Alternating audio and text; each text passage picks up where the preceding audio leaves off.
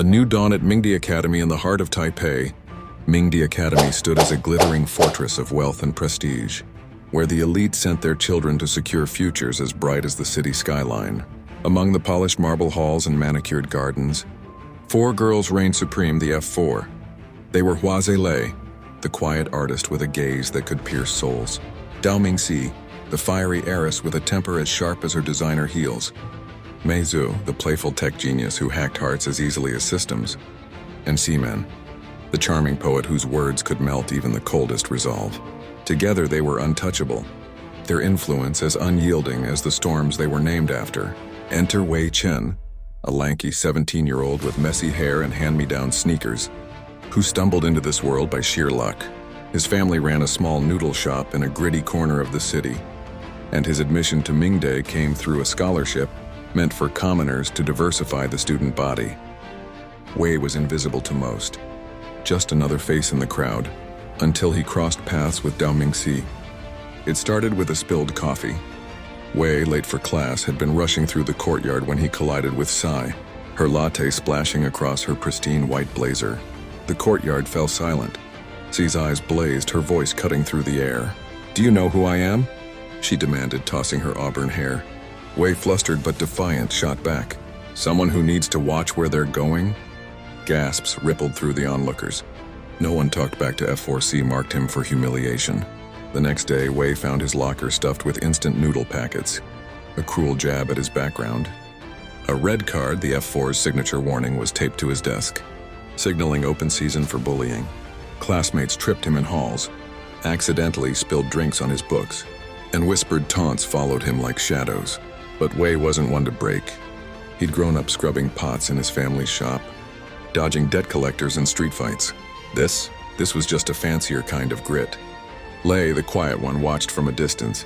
Unlike Xi's wildfire, Lei's presence was a still lake, her sketches capturing the world's hidden truths.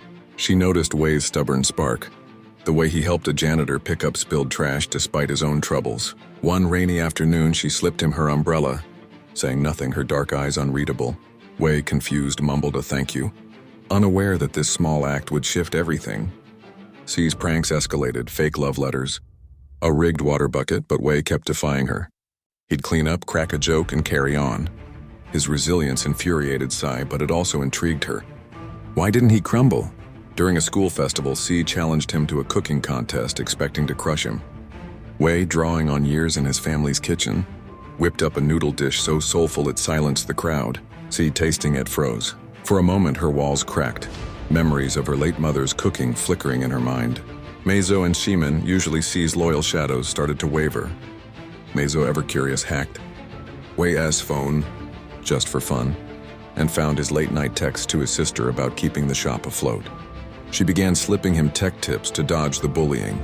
Ximen, meanwhile, penned a poem about a boy of iron will and slid it into his bag, smirking when he blushed reading it. Lei, though, was the first to truly break ranks. Late one night, Wei found her sketching in the art room. "Why do you fight so hard?" she asked, her voice soft but piercing. Wei shrugged. "Because giving up isn't free." Lei smiled, faint but real, and handed him a sketch of himself, grinning, defiant, unbroken. Sai, torn between fury and fascination, confronted Wei at the school's rooftop garden. "Why don't you hate me?" she demanded. Wei, leaning against the railing, said, "Hate's heavy. I'd rather carry something else." For the first time, Xi saw him not as a target, but as a mirror, someone who, like her, fought to be seen. The red card was lifted. The bullying stopped. F4's dynamic shifted, their untouchable aura softening as Wei became not just a survivor, but a friend. Xi never apologized outright, but she started showing up at Wei's noodle shop, claiming she just liked the food. Lei sketched beside him in silence. Mei Zhu taught him to code, and Ximen read him her poetry under starlit skies. Mingdi Academy was still a fortress, but Wei Chen had carved out a place in it, not by wealth or status, but by heart. And in the end, even the fiercest storms of F4 bent to the quiet strength of a boy who refused to break.